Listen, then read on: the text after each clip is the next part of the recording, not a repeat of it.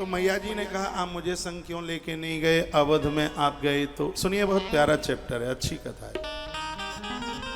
तो भगवान बोले आप हमारे संग जाती तो हमारी पोल खुल जाती, हमें भगवान का दर्शन नहीं होता। तो मेरी वजह से कैसे पोल खुलती? तो शंकर जी कहते, मैंने आप सबके मैसेज देख लीजिए, अब बस मोबाइल छोड़िए, कथा सुनिए। थोड़ी देर की बात ही, जय महाकाल लिख दिया, ठीक है। तो मुझसे क्या व्यवधान होता? तो भगवान कहते हैं देखिए गौरा, तुम यदि मेरे साथ जाती तो मैं तो दरवाजे पर खड़ा रहता, माताओं में ये तो बड़ा हुनर ब्रह्मा ने दिया है। वो तो बाहर तो रुकती नहीं, तुम सीधे घर जाती, अंदर जाती, कौशल्या को मिलती, गले मिलती, कौशल्या पूछती अकेली आई हो, वो नहीं आए, तो तुम तो बात पचा नहीं सकती, हाल ही बोल देती कि बाहर खड़े हैं। और जैसे अयोध्या में पता चलता कि महादेव आया है, सब मेरे पामों में चरणों में आके गिरते, तो फिर मैं उन्हीं को संभालता रहता, मुझे भगवान का दर्शन कहाँ होता। इसलिए हम तुम्हें लेकर के नहीं गए। और सीधी सी बात है, महादेव कहते हैं जो अपने पामों को छुआने में लगा रहता है उसे कभी भगवान के चरण नहीं दिखते, उसे भगवान के पाम नहीं दिखते। बड़ी धूम मची है। तो मैया ने कहा कि तुम्हें भगवान का दर्शन हुआ क्या फिर? तो महादेव कहने लगे देवी मैंने तो इतनी भीड़ नहीं देखी। जो राम के प्राकट्य पर, प्रभु के प्राकट्य पर इतनी भीड़ थी कि एक पाम रखने को कहीं जगह नहीं थी। तो मैंने भुसुंडी को कहा, रे भुसुंडी एक काम करो, तुम तो उड़ लेते हो, कौआ बनो, उड़ जाओ।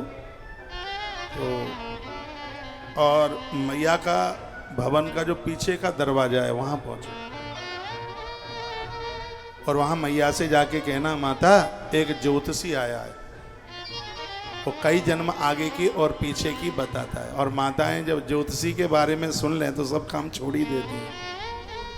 कोई बाहर बेचने वाला आ जाए, कोई सामान, भले ही ट्रंक भरा रखा हो साड़ी का और जरूरत भी नहीं है, तो भी बेचने वाले का मूड खाने के लिए आवेगी, ये दिखा दो, लेना एक भी नहीं है, ये दिखा, ये दिखा, ये कहाँ की है। तो कहेगा इस साड़ी का नाम है, कौन सी पूनम साड़ी आती है कोई? आती है?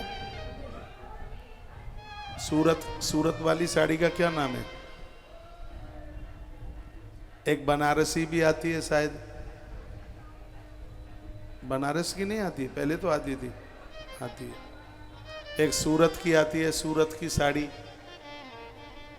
और भी आती होंगी, अब नाम तो सब आपको पता होगा। तो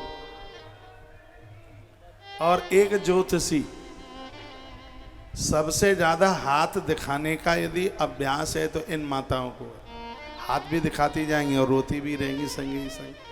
आंसू तो बिल्कुल ऊपर ही रखे हैं, एकदम हाले टप टप टप टपकना शुरू हो जाता है। तो मैंने उसे ज्योतिषी बना करके, मैंने उसको सूचना देने के लिए मैं ज्योतिषी बन गया और मैंने देवी उसे भेज दिया। वो जैसे ही पहुंचा और सीधे मैया से मुलाकात हो गई भुसुंडी की, और वहाँ उसने शरीर अपना बदल लिया और उसने कहा मैया इस भीड़ में कितना बड़ा ज्योतिषी आया है जो कई जन्म आगे और पीछे की बता देता है। मैया ने कहा मुँह मांगी दक्षिणा देऊंगी, बात ज्योतिषी है तो तुम ले ही आओ। कैसे लाऊं, भीड़ तो बहुत ज़्यादा है।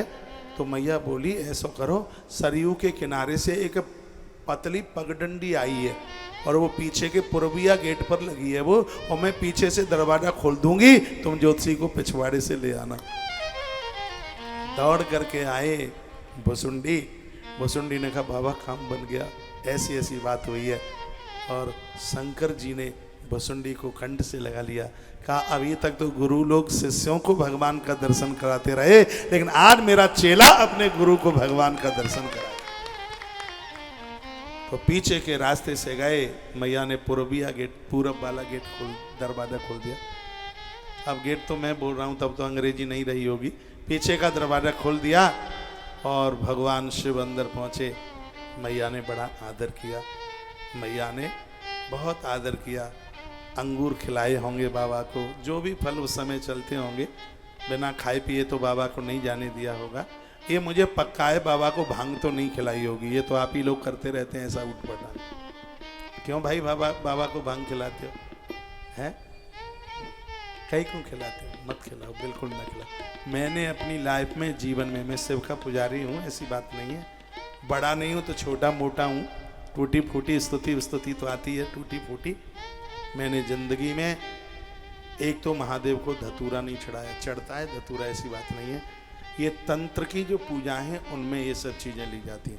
तंत्र में तो भांग भी चढ़ती है, तंत्र में तो धतूरा भी चढ़ता है, तंत्र में तो और भी कुछ चढ़ता है। लेकिन आप वेदोक्त विधि से सात्विक भाव से भगवान की पूजा कीजिए।